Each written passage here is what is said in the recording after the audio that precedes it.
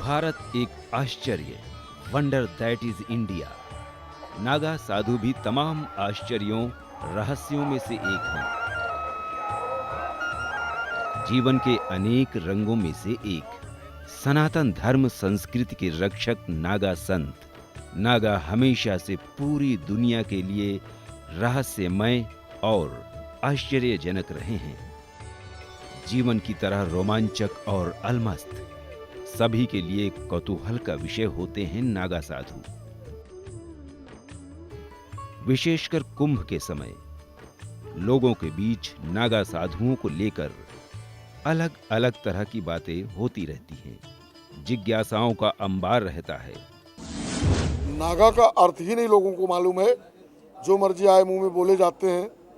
न कोई शास्त्र प्रमाण है, न कोई अभिलेख है इसका। खासकर विदेशी पर्यटक जीवन कुंभ में कौतूहल लिए इन साधुओं को जानने समझने का प्रयत्न करते हैं। कुंभ के समय जीवन के साथ होते हैं नागा, आम जनता के समक्ष होते हैं, संवादरत रहते हैं, अपने शरीर पर भस्म लपेटे और लंबी लंबी जटाओं से आकर्षण का केंद्र बने रहते हैं। आखिर कौन है नागा?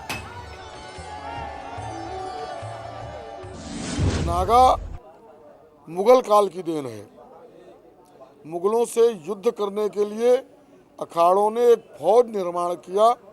उस फौज का नाम नागा पड़ा। नागा परंपरा क्या है? अनेक सवाल संदर्भ हैं नागा साधुओं को लेकर। हिंदी में नागा का अर्थ गैर हाजिर होता है और यह सच के एकदम करीब भी है।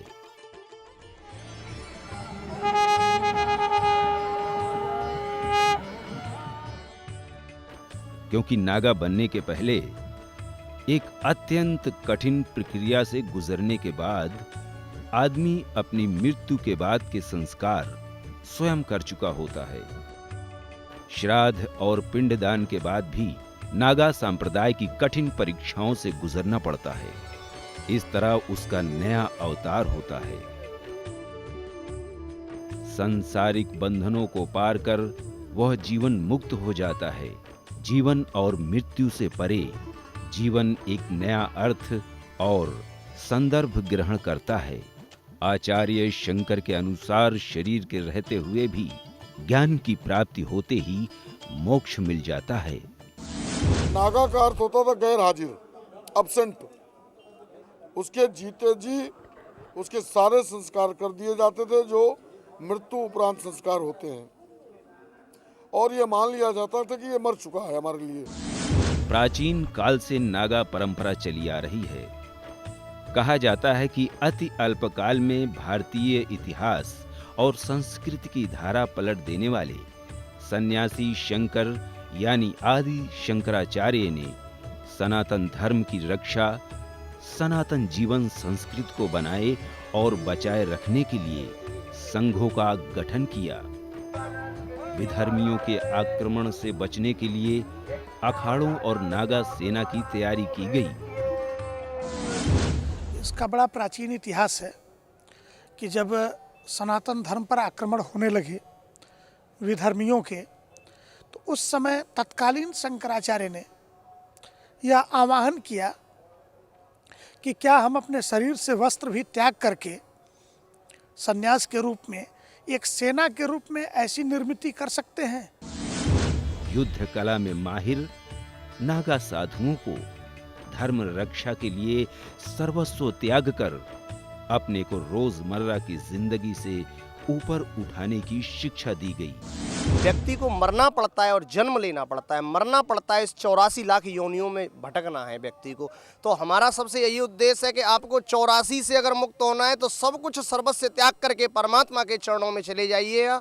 और परमात्मा के चरणों में जो व्यक्ति चला गया उसे 84 लाख योनियों में आने की ज़रूरत नहीं है, क्योंकि 84 से आप बंधन से मुक्त जब ही हो सकते हैं जब माया मोह काम क्रोध सबको त्याग देंगे, तो 84 लाख योनियों से अपने आप मुक्त हो जाएंगे। लोभ, मोह, चिंता इत्यादि से मुक्त हों और इस लोक में किसी चीज की जरूरत न महसूस करते हों।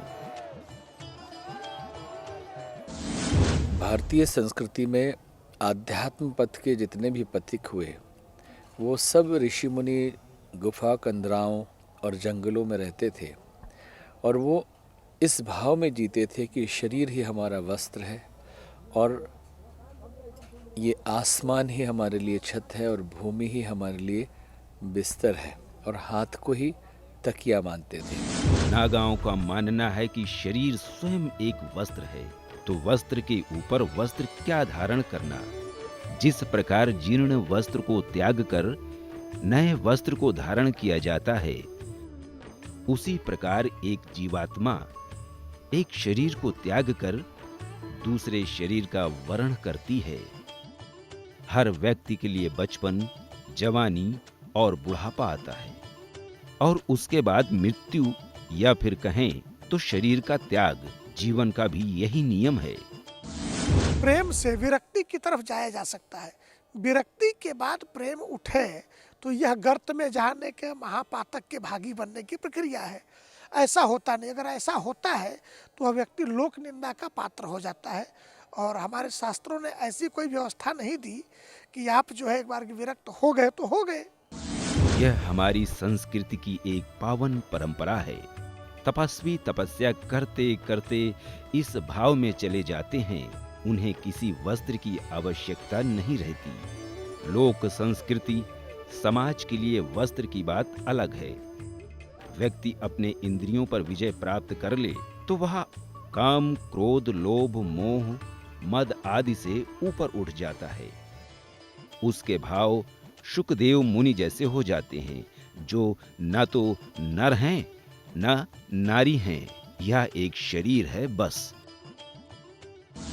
जो बैरागी संत हैं जिनके भाव एकदम ऐसे उच्च स्तरीय है, जो हिमालय की गुफाओं, कंदराओं या घने बिहर वनों में रहते हैं, उनको तो पता भी नहीं कि ये भाव ऐसे सुखदेव मुनि की तरह कि ये नर है कि नारी है, ये शरीर है बस और शरीर वस्त्र है। इस भाव में वो जीते हैं। शैव पंथ से नागा सन्यासी परंपरा निकली हुई है। शिव के अवधूत और कल्याणकारी रूप को संत परंपरा में आदर्श माना जाता है। भारत के कुछ अन्य धर्म पंथों और संप्रदायों में भी दिगंबर परंपरा रही है। नागा और दिगंबर सन्यासियों के संबंधों और व्युत्पत्ति को लेकर शास्त्रों में अनेक बातों का जिक्र मिलता है। हमारी प्राचीन परंपरा में भारतीय संस्कृति से निकली हुई है दूसरी शाखा, जिसे हम जैन परंपरा कहते हैं, जैन धर्म कहते हैं, उसमें भी दिगंबर संतों की परंपरा है। भगवान महावीर जब राजकुमार थे, तरह तरह के सुंदर वस्त्र आभूषण पहनते थे और जब उन्होंने त्याग किया, मन में ऐसे भाव आए, ईश्वरीय तत्व में रमण करने लगे, उसी में आंदोलित और आनंदित होने लगे। कब वस्त्र उतर गए, कब वस्त्र गिर गए, उनको पता भी नहीं चला और उसी ब्रह्म स्वरूप में, उसी आनंद में उन्होंने अपना जीवन व्यतीत किया और दिगंबर जीते रहे। नागा परंपरा की उत्पत्ति एक प्रकार से सैन्य पंथ के रूप में की गई। सनातन जीवन संस्कृति के रक्षार्थ शस्त्र और शास्त्र को आधार बनाया गया। कहें तो अग्रतः सकलम शास्त्रम पृष्ठतः सा कलम धनु, यानी शास्त्र और शस्त्र में निपुण।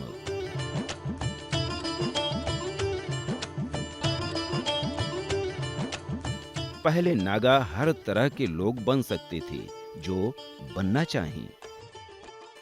एक पारिवारिक व्यक्ति नागा बन सकता था और ऐसे अनेक उदाहरण हैं। जब लोग अपना घर बार परिवार त्याग कर नागा बनी और लंबे समय की साधना, कठिन तपस्या और परीक्षाओं के बाद यह संभव हो सका। हमको 16 वर्ष हो गए। हमारा पूर्व जन्म, हम उसको पूर्व जन्म बोलते हैं। ये हमारा नया जन्म है। परिवार में हमारे सब कुछ है। माता नहीं है, पिता नहीं है, बस धर्मपत्नी नहीं है। बाकी हमारे रिश्तेदार सब हैं, परिवार हैं, चाचा हैं। हमारे पिताजी 3 भाई थे, 2 चाचाएं हैं। हम तक त्याग ले लिए। नागा बनने के लिए एक कठिन परीक्षा के कई स्तरों से गुजरना पड़ता है। मैं बचपन से नागा बना हूँ, 1.5 वर्ष का था। हमारे गुरु महाराज को समर्पित मेरे पिताजी ने कर दिया था। और अब उन बालकों को नागा बनाने की प्रक्रिया में लाया जाता है जो उस प्रक्रिया में आने की इच्छुक हों, संकल्पित हों। नवोदित साधकों को नागा बनाया जाता है और उन्हें एक साधना की प्रक्रिया से गुजारा जाता है। तो वो साधक होते हैं, अपनी साधना करते हैं। भारतीय वैदिक संस्कृति में ऋषियों, महर्षियों के साथ अनेक ऋषिकाओं का भी जिक्र मिलता है, जिनके अवदान सनातन धर्म संस्कृति में आदर और श्रद्धा के साथ उल्लेखित है। इसी परंपरा में नागा संप्रदाय में स्त्रियां भी बनती हैं नागा सन्यासिन। विभिन्न अखाड़ों से जुड़कर नागा साधुइयां नागा संप्रदाय को विस्तार और पूर्णता देती हैं। इस बार प्रयाग महाकुंभ में विदेशी और भारतीय स्त्रियां बहुतायत मात्रा में साध्वी बनी। इस बार के कुंभ में नारी शक्ति कुंभ में सबको देखने को मिली है कि यह नागा सन्यासी ने एक वस्त्र में, एक मर्यादा में रहते हुए भारतीय संस्कृति के रक्षार्थ कैसे सामने आई हैं। भौतिक जीवन की तमाम सुख सुविधाओं को छोड़कर यूरोपीय महिलाएं कुंभ नगरी में आध्यात्मिक जीवन से जुड़ी, लेकिन स्त्रियों को दिगंबर बनने की छूट नहीं है। इसी क्रम में जूना अखाड़े और महानिर्वाणी अखाड़े ने महिला महामंडलेश्वरों को मान्यता दी। नारी शक्ति को सम्मान के साथ कैसे आदर दिया जाए, तो महानिर्वाणी और जूना अखाड़े ने महामंडलेश्वर के रूप में इन्हें स्वीकार किया और जूना अखाड़े ने तो बकायदा माई बाड़ा के रूप में इनके लिए पूरे अलग कैंप की व्यवस्था ही कर डाली। किसी को भी पूर्ण रूप से नागा बनने के लिए सालों साल का समय लग जाता है। उन्हें लंबे समय तक अखाड़ों के अनुशासन और विधि विधान के तहत साधना करनी पड़ती है। इस कठिन साधना में अनेक भक्ति मार्गों का निर्वहन करना पड़ता है, जिसमें अपनी इंद्रियों को वश में करना, ईश्वरीय साधना की, ध्यान चिंतन की विद्याएं और शरीर पर बिना किसी वस्त्र के तपस्वी जीवन जीना प्रमुख है।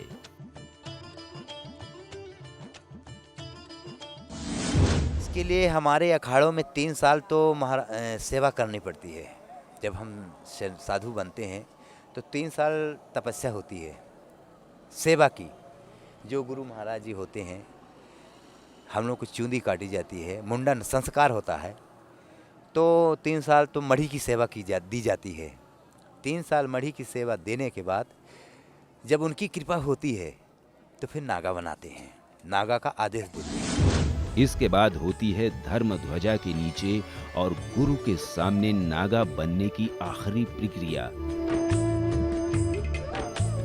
कई सालों की कठिन परीक्षाओं, आचार व्यवहार, संयम की प्रक्रिया में पूर्ण रूप से सफल होने के बाद बनते हैं नागा साधु। ये जो धर्म ध्वजा आप देख रहे हैं, इस धर्म ध्वजा के नीचे रात में पानी एक घड़ा में रख दिया जाता है और सुबह उसी बासी पानी से नहलाया जाता है और नहला करके वहाँ हम लोगों का लिंग तोड़ा जाता है। जो हम लोग लगा रखते हैं लगोट, उस लगोट को हमारे यहाँ एक संप्रदाय होता है, जो संप्रदाय को अपने हाथ से वो खोलेगा, अपने हाथ से वो लिंग को 3 बार 7 बार खींच के तोड़ेगा, और वहीं पर हमारा शपथ हो जाता है कि आज के बाद हम नागा हो गए, और शपथ ले लेते हैं कि शरीर में इस तन में कपड़े का धारण नहीं करूँगा। हमारे दत्तात्रेय भगवान इष्ट है, और ये ध्वजा धर्म ध्वजा है। ये क्या है? 52 हाथ की धर्म ध्वजा है। इसके नीचे नागा बनाया जाता है। जो नागा बनाता है वो गुरु लंगोटी खोलता है और मंत्र बोल के उसके इंद्रिय को झटके लगाता है। अब उनको बता देता है कि ये कर्म करते रहोगे, तुम्हारी इंद्रियां जागृत नहीं होगी।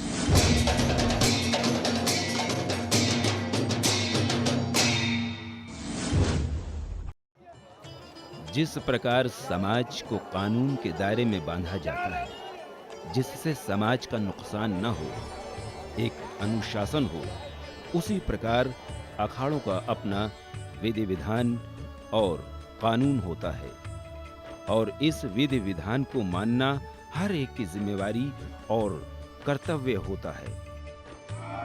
नागाओं को भी अखाड़ों के कानून के तहत अपना जीवन व्यतीत करना होता है, और यह जरूरी भी है। नागों के नियम क्या है कि ये पाप से बचने के लिए इतने कठिन नियम बनाते हैं, और उनको पालन करते वो नागा हमेशा पार लग जाता है, वो स्वयं शिव समान हो जाता है। अखाड़ों की सुरक्षा और उसमें कानून व्यवस्था के संचालन का अपना एक समूह होता है। उसके अपने रक्षक और सैनिक होते हैं।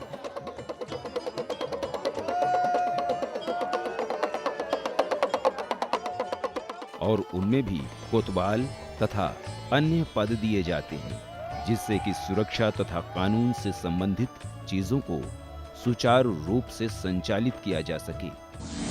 श्रीमंत हमारा जो पंच कहते हैं, जो मालिक कहते हैं, जिसको अखाड़े का जो मेन मालिक होता है, तो उसमें 4 श्री महंत होते हैं, 4 अष्टकौशल महंत होते हैं, पुजारी होते हैं, कारबारी होते हैं, भंडारी होते हैं, कोठारी होते हैं, कोतवाल भी होते हैं। अगर सुरक्षा सैनिक हैं, चक्र हैं, तो हथियार भी होंगे। हर अखाड़ों में अपने हथियार हैं। अमूमन यह हथियार त्रिशूल, भाले, बर्छी, लाठी और तलवार जैसे प्राचीन हथियार हैं। इन हथियारों को विशेषकर धर्म ध्वजा के आसपास रखा जाता है। समाज के उत्थान में अखाड़ों और साधु संतों की एक महत्वपूर्ण भूमिका रही है, फिर वह चाहे सामाजिक क्षेत्र में हो या सामरिक। अखाड़ों की इसी परंपरा को प्रदर्शित कर रहे हैं ये सैकड़ों वर्ष पुराने हथियार। अपनी छोटी मोटी जरूरतों जैसे रोजी रोटी और मकान से नागा बहुत ऊपर उठ चुके होते हैं। जिसने अपने शरीर को ही त्याग दिया, उसके लिए इसकी कोई जगह नहीं है। अपने इष्ट की पूजा अर्चना और धूनी रमाना ही इनकी दिनचर्या होती है, और आमतौर पर यह रात में ध्यान लगाते हैं। रात में हम लोग कम सोते हैं, दिन में सोते हैं, क्योंकि दिन में तपस्या हो नहीं पाती है, भगवान का ध्यान हो नहीं पाता है, क्योंकि चिड़ियों की आवाज़ और भक्तों की आवाज़, इधर उधर की चुटपुट की आवाज़ होती रहती है, इसलिए जो ध्यान है तो विचलित हो जाता है, बिखर जाता है। इसलिए रात में हम लोग क्रियाएं ये करते हैं। ध्यान लगाने के बारे में भी अलग अलग मत हैं। ऐसा मानना है कि अगर एक बार ध्यान लगा तो लग गया सदा सदा के लिए। क्या ध्यान ऐसी कोई प्रक्रिया है कि हम 6 बजे बैठ गए, ध्यान लगाया, लग गई? अरे जीवन में एक बार ध्यान लगा तो जीवन से मुक्त हो गए।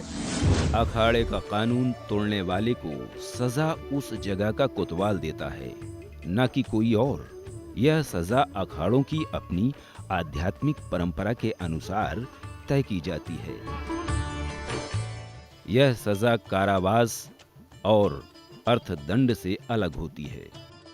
क्योंकि एक संत या नागा जब माया मोह को छोड़ देता है तो उसकी सजा भी अलग होती है।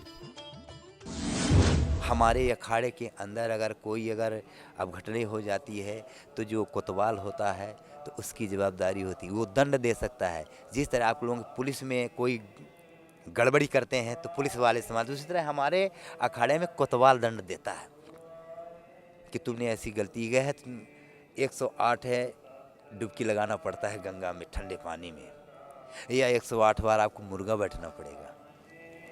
इस तरह से दंड दिया जाता है। यहाँ एक प्रश्न उठता है कि इस बदलते युग में क्या कोई नागा अगर वापस परिवार और समाज में आना चाहे तो क्या वह आ सकता है?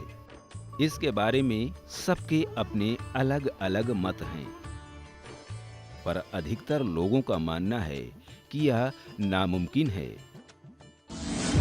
गृहस्थ आश्रम के लिए हमने आपको बताया ना, हम नहीं आ सकते। नहीं, कदापि नहीं, कदापि नहीं। परिवार में जाने वाला चलिए जाता है, लेकिन ऐसा तो होना तो रोल तो है नहीं। नागाओं का एक अपना अलग संसार है। अगर हम ध्यान दें तो कुंभ और अन्य अवसरों के बाद बिना कपड़े पहने नागा बहुत कम दिखाई देते हैं। अगर दिखते भी हैं तो बहुत कम समय के लिए। अनुशासन इतना कठोर है कि आप अखाड़े से बाहर नहीं जाएंगे। अगर बाहर हम जाते भी हैं, आपको लगता है कि इतने नागा तो यहाँ दिख रहे हैं, समाज में तो कहीं नंगे नहीं दिखते।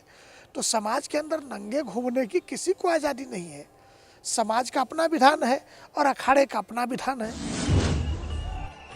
इसके बारे में अलग अलग मत हैं कि नागाओं को अगर समाज में आना है तो वह क्या वस्त्र धारण करें। कुछ लोगों का मानना है कि 3 गज वस्त्र धारण किया जा सकता है और यह 3 गज से ही हमारी सब जरूरतें पूरी हो सकती हैं। हम इसे ओढ़ सकते हैं, जरूरत पड़ने पर बांध सकते हैं और अन्य तरीके से भी इसका प्रयोग कर सकते हैं। हमारे यहाँ की परंपरा है कि जब आवश्यकता नहीं है तो अनावश्यक प्रदर्शन नहीं करना चाहिए। मर्यादा बहुत जरूरी है।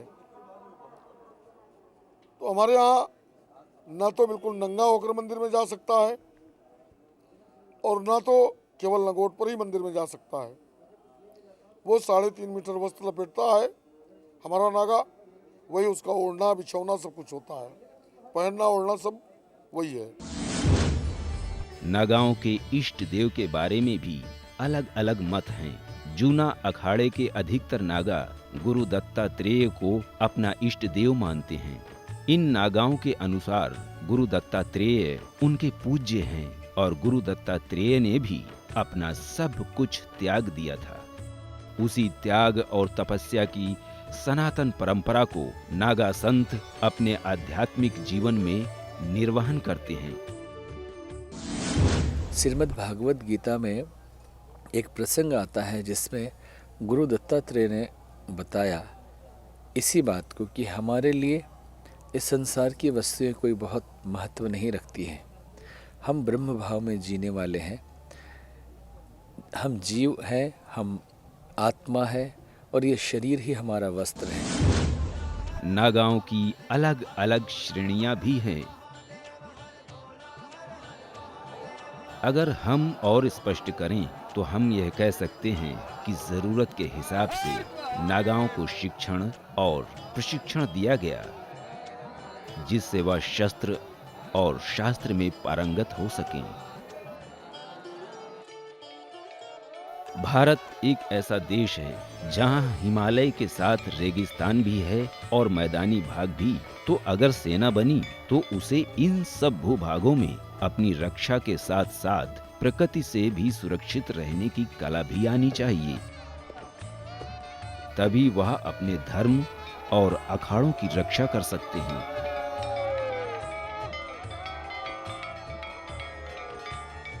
इसीलिए अलग अलग कुंभ क्षेत्रों में अलग अलग नागा बनाए जाते हैं। बर्फानी नागा का मतलब ये होता था कि बर्फानी जो नागा है उसकी क्षमता है कि ठंडी से ठंडी जगह पर यानी कारगिल जैसे जगहों पर भी युद्ध कर सकता है। वो उसको ऐसा प्रशिक्षण दिया जाता था कि भयंकर ठंडी भी उसके शरीर पर कोई असर न कर पाए। राजराजेश्वर नागा का मतलब ये होता था कि यह हर क्षेत्र में जाके युद्ध कर सकता है। वहाँ का नागा बनाया हुआ वो बर्फीले क्षेत्रों में युद्ध करेगा, राजराजेश्वर मैदानी क्षेत्रों को संभालेगा। उज्जैन में जो महाकाल के नागा होते थे वो खूनी होते थे, अर्थात उनको मार काट का इतना अधिक प्रशिक्षण दिया जाता था कि वो जब इन दोनों से न संभले कोई युद्ध तब उनको बुलाया जाता था। तो उसको आप रैपिड एक्शन फोर्स समझ लो।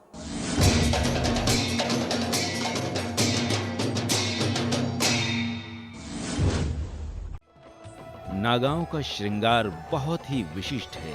गेंदे के फूल, अंगूठियां, कड़े और जटा, वह भी इतनी लंबी कि चोटी से एड़ी तक।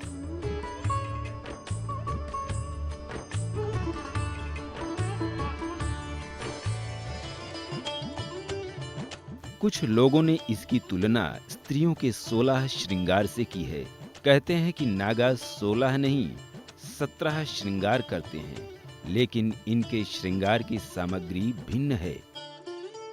कुछ नागा अपने लिंग में अंगूठी पहने रखते हैं, तो कुछ कमर के आसपास घंटी बांध नृत्य करते हैं। यह सब करतब नहीं, उनके श्रृंगार हैं। बिंदिया की जगह तिलक, सिर पर जूड़े की जगह जटाएं, गले में माला के स्थान पर रुद्राक्ष या गेंदे की माला। सन्यासी परंपरा का क्या है, हमारा सन्यास का मतलब एक लक्ष्य है कि मतलब हम रुद्राक्ष को ये धारण करेंगे। हरिद्वार के जो आपका कुंभ निकला उससे क्या कहता है, हमारे मन में प्रेरणा है कि हम क्या कहते हैं अब आगे को अपने सन्यास को जीवन को मतलब वस्त्र ना पहन के क्या कहते हैं हम रुद्राक्ष का माला का कहते हैं जितने से ज़्यादा हो सके उतना ज़्यादा से ज़्यादा हम रुद्राक्ष को धारण करने की क्या कहते हैं वो करते हैं। कमर में सोने चांदी की करधनी की जगह गुलाब की करधनी आदि हैं, लेकिन इनका 17वां श्रृंगार भस्म भभूत इन्हें सबसे अलग करता है। यह श्रृंगार भी है और कवच भी। 16 श्रृंगार उसी से होते हैं, माला, भस्मा, भस्मी, विभूति, भगवा, रुद्राक्ष, आधा खप्पर। भभूत अगर श्रृंगार देता है तो भभूत के बारे में बहुत सी धारणाएं हैं। स्नान करने के बाद नागा भभूत से एक तरह सिर से पांव तक स्नान करते हैं या लेप करते हैं। कुछ मिथक हैं कि इस भभूत में ऐसी चीज है जो उन्हें कड़कड़ाती सर्दी से बचाती है। भभूति हमारी जो है ना वो हमारे शरीर की सुरक्षा है केवल। क्या शरीर के ऊपर कोई आघात नहीं हो सकता। आघात से बचने के लिए हम लोग भभूति चढ़ाते हैं। नागा संप्रदाय के एक पंथ का मानना है कि उज्जैन स्थित महाकालेश्वर को चढ़ाए जाने वाला भभूत वैदिक ब्राह्मण की चिता का होता है। मंदिर में बाबा को चढ़ाने के बाद भस्म को नागा अपने शरीर पर रगड़ते हैं और इसी भभूत को विभिन्न अखाड़ों से जुड़े नागाओं में चुटकी चुटकी भर बांटा जाता है। भस्म है, भस्म, चिता भस्म, लेपा, ये चिता भस्म है। शंकर भगवान जो दिगंबर रहते थे, भस्म लगा के रहते थे ना, ये शिव स्वरूप है। और इसके पीछे एक रोचक आध्यात्मिक परंपरा का जिक्र भी मिलता है। कहा जाता है कि महाकाल को चढ़ाया जाने वाला भभूत उज्जैन के चेतन शमशान से एक परंपरा द्वारा लाया जाता है। वैदिक ब्राह्मण मृत्यु के पहले अगर अपना नाम मंदिर में दर्ज करा देता है तो उसकी इच्छा से उसका पार्थिव शरीर उज्जैन के शमशान में पहुंचाया जाता है। भस्म की मात्रा को बढ़ाने के लिए उसमें भभूत, पीपल, पाकड़, रसाला, बेलपत्र, केला व गोबर के सूखे कंडों के भस्म को मिलाया जाता है। फिर इस सामग्री को कपड़े से छानकर कच्चे दूध में इसका लड्डू बनाते हैं और इस लड्डू को आग में तपाकर कच्चे दूध से बुझाया जाता है। इस भस्म को कुछ नागा साधु एक मंत्र पढ़ने के बाद शरीर पर धारण करते हैं। मान्यता है कि अगर बिना मंत्र पढ़े इसे शरीर पर धारण किया जाए तो यह शरीर को फाड़ देता है। अपने नाखूनों से लेकर सर तक कोई भी जगह ऐसी बाकी नहीं होगी जिस जगह हमारे विभूत न हो, भस्मी न हो। भस्मी अंग श्रृंगार है हमारा, इस श्रृंगार के बगैर हम जीवित नहीं रह सकते। भभूत नागा साधुओं का श्रृंगार है। इसको लेकर कई विचार नागाओं में हैं। अक्सर यह देखा गया है कि नागा लकड़ी और गोबर के कंडों को जलाकर धूनी रमाते हैं और उसकी राख को अपने बदन पर लेपते हैं।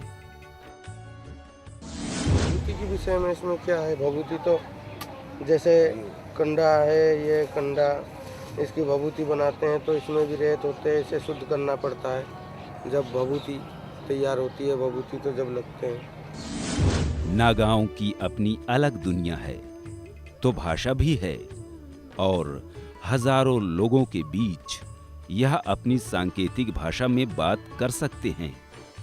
इनके संकेत हमारे सामने होते हैं लेकिन कोड भाषा हमें समझ नहीं आती। जब आप लोग बात करते हैं तो आँख से बात कर लेते हैं? नहीं, आँख की कोई जरूरत नहीं है। आप हाथ से भी कर सकते हैं। हाँ, हाथ से भी कर सकते हैं। जैसे आपको बुलाना है तो आप हाथ से क्या? हाथ से भी इशारा दे देते हैं। कैसे? ऐसे करके उंगली मोड़ यहाँ पे यहाँ रखी, ये उंगली ऐसे रखी, इसको ऐसे मोड़ दिया तो आप यहाँ बैठे हुए, आपको इधर आना है। अच्छा, मतलब उनको इधर आना है तो आपने उंगली ऐसे कर दी और ये उंगली जो है ना ऐसे कर दी तो वापस चले जाना। ये हमारे सारे हुआ करते हैं। साधु सामाजिक आवश्यकताओं और अपना सब कुछ त्याग जंगल कंदराओं में रहता है। नागा इनसे भी कई कदम आगे हैं। समय के बदलाव के साथ साथ इनकी सोच में बदलाव आना भी स्वाभाविक है। कुछ लोगों का कहना है कि कुंभ वगैरह के बाद नागा या तो अपने अखाड़ों में या जंगल कंदराओं में तपस्या करते हैं। शिव का रूप ही ऐसा था जो कि वो जंगल, पहाड़ और ऐसे आसानी से वो नहीं मिलते थे। हम लोगों का जो ये भेष है तो हम जंगल है, पहाड़ है, गुफा है। ग्रामीणों में हम लोग, शहरों में हम लोग नहीं इस रूप में रहते। जंगल या गुफा में इस रूप में रहेंगे। लेकिन कुछ नागा साधुओं का मानना है अगर दुनिया को कोई संदेश देना है तो उस दुनिया में रहना भी जरूरी है और इसीलिए इन्हें अपने लोगों के बीच में रहना चाहिए। कुछ ऐसा ही मानना है खड़ेश्वरी बाबा का। बाबा, ऐसा सुना गया है कि ज़्यादातर नागा जो हैं वो जंगलों में, कंदराओं में, ऐसी जगह रहते हैं। ऐसा क्यों है? वो पहला का युग अलग था और अभी तो कलयुग है। कलयुग के अंदर एकांत रहना बहुत बुरी चीज़ होती है। पब्लिक के अंदर ही रह के भजन हो सकता है और नहीं हो सकता है, क्योंकि एकांत चीज़ के अंदर मनुष्य को हर प्रकार के विचार होते हैं और आप लोगों के साथ में रहने से कोई गलत विचार नहीं होंगे। उसी के लिए महात्मा अभी पब्लिक के साथ में ज़्यादा आसपास में रहते हैं।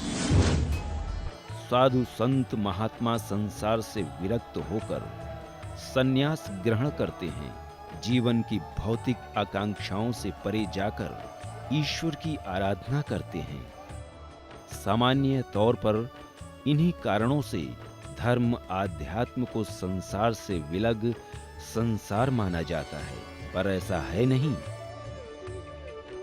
धर्म और आध्यात्म की सामाजिकता संतों की वाणी और उनकी साधना में दिखता है।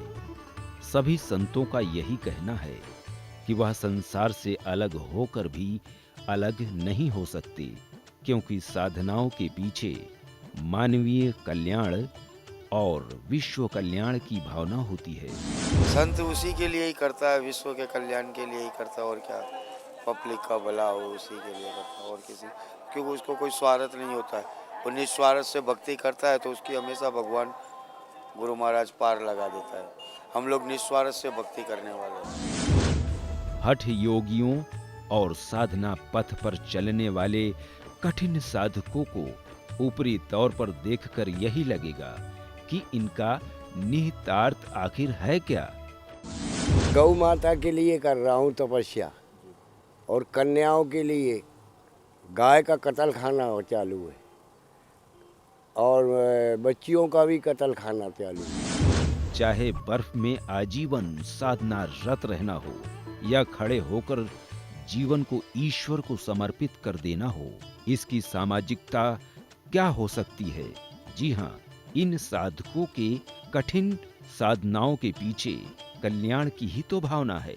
ऐसे ही हैं खड़ेश्वरी बाबा, जो एक युग के करीब यानी 10 साल से खड़े होकर तपस्या रत हैं। देखो, मैं उससे पहले भी 2 दफे खड़ेश्वरी हुआ, पर वो थोड़ा थोड़ा टाइम में होके और फिर पूरा कर दिया। और उसके बाद भी मेरी इच्छा हो गई कि अभी अपने को 12 साल पूरा ही करना है। आत्मा में ऐसा संकल्प हो गया कि 12 साल पूरा करना है। तो 10 साल हो गए, अभी 2 साल बाकी है। उज्जैन के अंदर पूर्णावती ब्रह्मा का एक युग पूरा हो जाता है। अच्छा, 12 साल में ब्रह्मा का एक युग पूरा होता है, इसलिए 12 साल करेंगे। 12 साल की तपस्या का नियम ही 12 साल का होता है।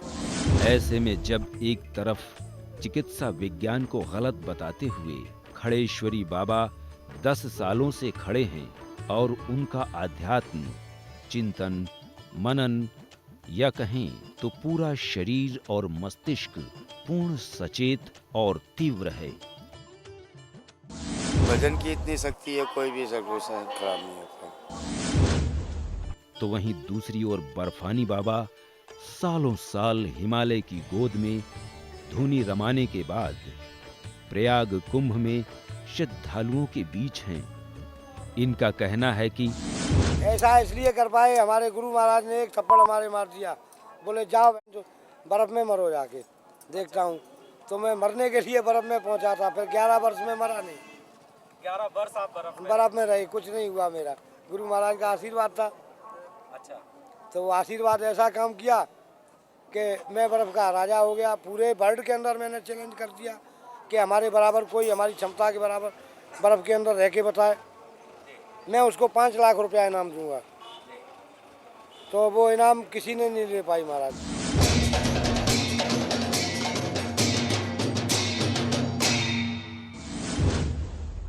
इसी सामाजिकता का एक और पक्ष नागा साधुओं में दिखाई देता है। वह है इनका जानवरों के प्रति लगाव और प्रेम। कोई शिव की सवारी बैल को भोजन कराता है, तो कोई इंसान के सबसे प्राचीन और भरोसेमंद साथी कुत्ते को अपने साथ लिए भक्ति यात्रा जारी किए हुए है। वो जो कुत्तों वाला आश्रम है ना, वो तो एक दूसरी एक माई थी महात्मा, जिसका नाम था रविगिरी माई। उस माई ने मतलब जो कुत्तों को पालना शुरू किया, और पालते पालते आज की तारीख में 500 कुत्ते वहाँ हैं। और कुत्तों की देखभाल के लिए डॉक्टर भी है और आदमी भी है उसके लिए, जो उसको संभालते हैं हर बात से। दोनों टाइम उसको 20 मन की रोज की रोटी बनती है वहाँ। 20 मन की यानी 200 किलो रोज की रोटी बनती है जो कुत्तों के लिए। और 1000 लीटर दूध रोज आता है वहाँ गायों का। हाँ, समाधि भी है, कुत्तों की समाधि बनी हुई है। मैं जहाँ स्थान पे रहता हूँ वो स्थान पे 15-16 कुत्ते हैं, और ऑलरेडी अपने जितने भी स्थान है हर स्थान के ऊपर 10-5-8 कुत्ते हैं। अपने आश्रम है जो जोधपुर में, वहाँ मतलब हुआ था ये, और वहाँ से लेके आए यहाँ इसको। आपके साथ ही है? हमारे साथ में ही जाएगा ये। अभी नहीं, हरिद्वार यहाँ तो भी काशी जाएगा ये यहाँ से काशी जाएगा। काशी के बाद, काशी का कुंभ पूरा करने के बाद फिर जाएगा ये, मिनिमम 1.5 महीने बाद, 1.5 से 2 महीने बाद ये पहुँचेगा वहाँ। बर्फानी बाबा का मानना है कि पूजा भजन करने वाले को कुछ भी नहीं होता। यह सच भी है, क्योंकि आम व्यक्ति एक तापमान के नीचे नंगे बदन जी नहीं सकता। यह है एक कड़ी तपस्या और नियम का फल। लोगों का संदेश जब पब्लिक के अंदर जाता है, वो पब्लिक भी हमको मानती है इतना कि हमारा संदेश कभी खाली नहीं जा सकता और कभी गया नहीं आ सकता। अपार जन कुंभ में श्रद्धालुओं के श्रद्धा के केंद्र नागा जब अचानक मस्ती और उल्लास से झूमते हों, या फिर काम पर विजय के प्रतीक बनकर शिव सादृश्य हो जाते हैं। नागाओं के पास में सबसे बड़ी ताकत सेक्स पावर को कंट्रोल, वह प्रदर्शन हम लोग जो है ना पब्लिक के अंदर खुला प्रदर्शन करते हैं। और यही वह तत्व है जिसके कारण लोक के बीच कुंभ के दौरान उनकी उपस्थिति से समाज को कोई अन्य तरह की अनुभूति नहीं होती और ना ही कभी किसी नागा को इसके कारण शर्मिंदगी उठानी पड़ी। कहते हैं कि भाव प्रधान है, किसी चीज को देखने की दृष्टि उसे परिभाषित करती है। ये सबसे बड़ी बात, पहले क्रोध को त्यागो। क्रोध में ही सारे काम खराब होते हैं। क्या क्रोध के बगैर त्यागे आप लोग सुखी रहना चाहो कभी नहीं रह सकते। क्यों? क्रोध नाम की अग्नि जो है ना, वो सारे शरीर को जलाकर राख कर देती है, ज्ञान को भी राख कर देती है। तो ज्ञान नष्ट जब हो जाएगा फिर आपके पास क्या बचा? इसलिए क्रोध को त्यागना बहुत जरूरी। नम्रता का व्यवहार लोगों के साथ रखो, प्रेम का व्यवहार रखो, जिसके द्वारा लोगों को सुख पहुँचे, अपने आप को भी सुख बोले। हैं ऐसी वाणी बोलिए मन का आपा खोए, औरों को शीतल करे आपों शीतल हो। नागा संतों के कर्तव्य भी अद्भुत होते हैं। उन कर्तव्यों को देखना इसीलिए आनंद और आश्चर्यपूर्ण होता है कि वह अपने लिंग से उन जटिल और असंभव प्राय कर्तव्यों को सहजता से प्रदर्शित करते हैं जो किसी के लिए संभव नहीं है। कोई नागा अपने लिंग से कार खींच रहा होता है और खाली कार नहीं बल्कि भारी से भारी वाहन खींचने का सामर्थ्य रखता है। ये 9 साल से हम कर रहे हैं और धीरे धीरे पहले छोटी गाड़ी से छोटी आती है ना, उससे फिर अभी हम 2 गाड़ी एक साथ करके भी खींच सकते हैं। यह संभव होता है कठिन साधना, योग क्रिया और गुरु कृपा से। नागा बाबा एक साधारण जो है इंसान नहीं है, उसको शिव का स्वरूप माना जाए। और ये तो कुछ नहीं, इससे भी बढ़ कर के ही है, जो 5-5 ट्रक 6-6 ट्रक एक साथ खींचने की सामर्थ्य रखते हैं। तो ये पब्लिक को दिखाने का हेतु ये है कि पब्लिक समझे धर्म क्या है, साधु क्या है, साधु के रूप में क्या क्या होता है। यही नहीं, रहस्यमय अबूझ अलौकिक नागा अपने लिंग पर धारदार तलवार को धारण करते हैं, असंभव को संभव कर सकते हैं। इन क्रियाओं के पीछे कोई प्रदर्शन का भाव नहीं, बल्कि यह होता है कि जीवन की इच्छाओं को त्याग कर सब कुछ संभव किया जा सकता है। लिंग से मैं आप लोगों की बड़ी से बड़ी कार, कीमती से कीमती कार, उसके अंदर 10 कुंटल वजन और ला दो, मैं लिंग से बांध के खींच दूंगा। तलवार चढ़ा करके लिंग के ऊपर एक आदमी चढ़ा दूंगा।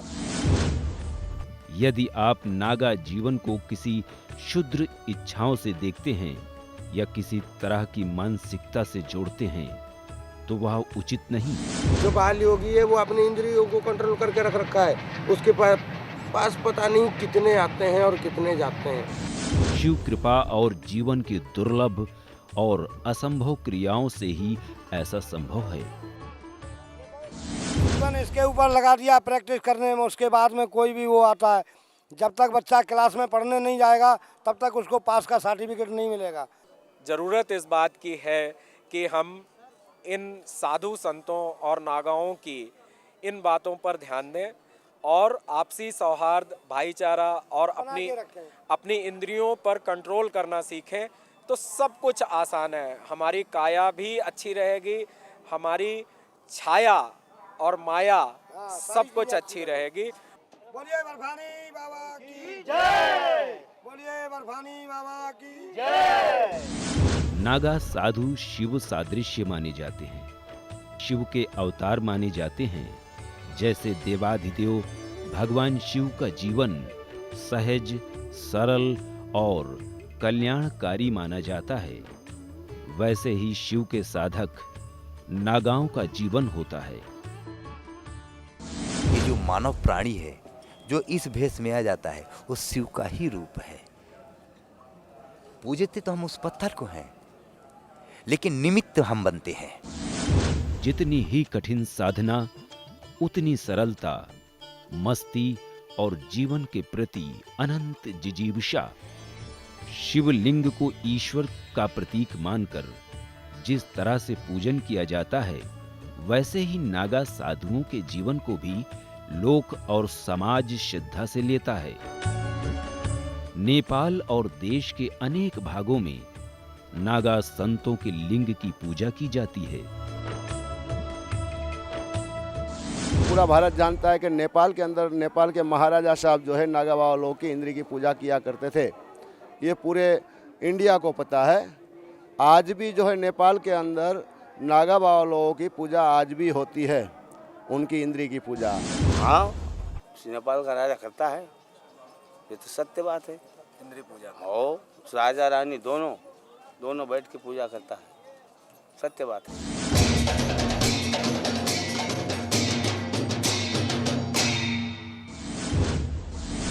श्रद्धा और विश्वास के अपार जन कुंभ महाकुंभ में भी पेशवाई के दौरान नागा साधु सबसे पहले चलते हैं अपनी पूर्ण वेशभूषा व साज सज्जा के साथ। हमारी नागा फौज का गाथा हर हर महादेव का नारा लगा के आगे का गाथा पहुंचती है। सबसे पहले हमारी नागा फौज है, इसलिए शंकराचार्य भगवान का बनाए हुए गुरु महाराज की जय हो। कुंभ और नागा दोनों एक दूसरे के पर्याय हैं। कुंभ में श्रद्धालु, पर्यटक, विदेशी और शोधकर्ता सभी के लिए नागा जीवन को जानने का सबसे बड़ा अवसर होता है। लाखों करोड़ों लोग विभिन्न अखाड़ों में जाकर नागाओं का श्रद्धापूर्वक दर्शन करते हैं, संवाद स्थापित करते हैं और रहस्यमय जीवन को जानने के साथ साथ आशीर्वाद प्राप्त करते हैं। नागाओं से आशीर्वाद लेना एक अलग अनुभव देता है। आओ बच्चा, देखो हमारे तो ये भभूति की है, आओ जय हो तुम्हारे, आओ भगत। बच्चा को सेवा पानी कर, लकड़ी उकड़ी की। नागा अपनी धूनी रमाए बैठे हैं तो कुछ नागा प्रसाद रूप में खाने के लिए सूजी और चीनी देते हैं। समाज में एक और बात नागाओं के बारे में प्रचलित है कि यह स्वभाव से बहुत ही आक्रामक, गुस्सैल और मन मिजाजी होते हैं। यह हमेशा लड़ाई झगड़े को तैयार रहते हैं। वैष्णव परंपरा को यह नहीं मानते, यह शिव को मानने वाले हैं। इनका स्वभाव आक्रामक होना स्वाभाविक है, क्योंकि शिव एक ऐसे औढ़रदानी इष्ट देव हैं जो बहुत जल्दी खुश होने वाले हैं और अगर तांडव कर दें तो फिर पूरा ब्रह्मांड कंपित हो जाए। वो वैष्णव परंपरा है। भगवान राम को, भगवान विष्णु को मानने वाले लोग हैं या भगवान शिव को मानने वाले शैव परंपरा के लोग हैं। वैष्णव स्वाभाविक रूप से शालीन है, विनम्र है, अहिंसक है, लेकिन जिनकी स्थापना सेना के रूप में हुई हो विधर्मियों से लड़ने के लिए, तो उन्हें हम यह तो नहीं कह सकते कि ये अहिंसक है। शेर के बारे में तो हम यह अहिंसक होने का प्रमाण पत्र नहीं जारी कर सकते। और शेर खुद भी बोर्ड लगा के बैठा हो कि मैं अहिंसक हूँ, तो आप भी नहीं मानने को तैयार होंगे। तो ये सेना है, तो सेना को अहिंसक नहीं कहा जा सकता। जिस प्रकार किसी भी सेना में सैनिक आगे चलते हैं और उनकी अपनी प्रतिष्ठा होती है, उसी प्रकार किसी भी शाही स्नान के दिन महामंडलेश्वरों तथा साधु संत के लिए एक अलग अनुभव होता है।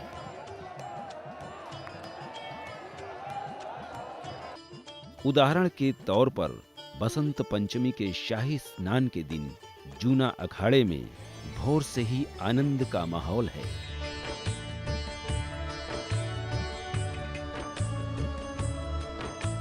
महामंडलेश्वर और शंकराचार्य का आगमन हो रहा है, तो दूसरी तरफ नागा अपने आराध्य देव की पूजा अर्चना कर मां गंगा की गोद में अठखेलियां करने को तैयार हो रहे हैं।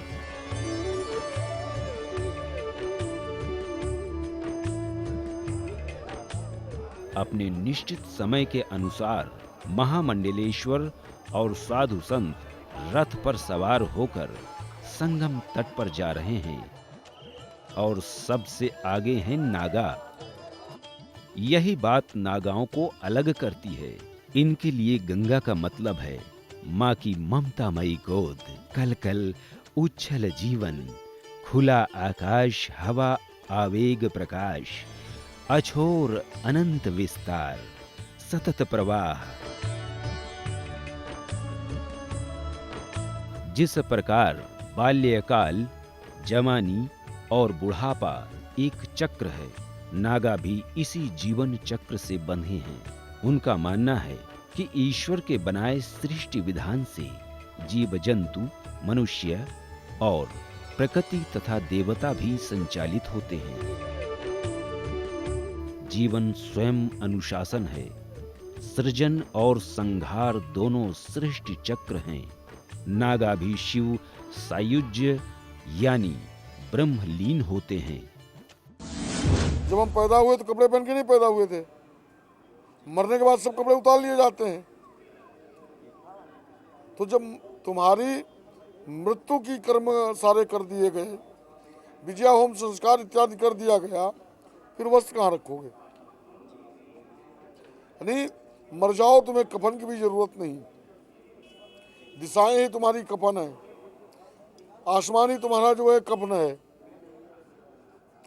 जिस हालत में हो, जहां भी मर जाओ, किसी ने जला दिया ठीक है, नहीं गीत के हुए खा जाएंगे, कुत्ते सियार खा जाएंगे, उनका भोजन बन जाओ। तो वहां भी ये दृष्टिकोण रहा कि उनका तो पेट भरेगा। नागाओं में भी आखिरी समय के कई धार्मिक कर्मकांड और परंपराएं होती हैं। दिगंबर और महापुरुषों के साथ अलग अलग व्यवहार होता है।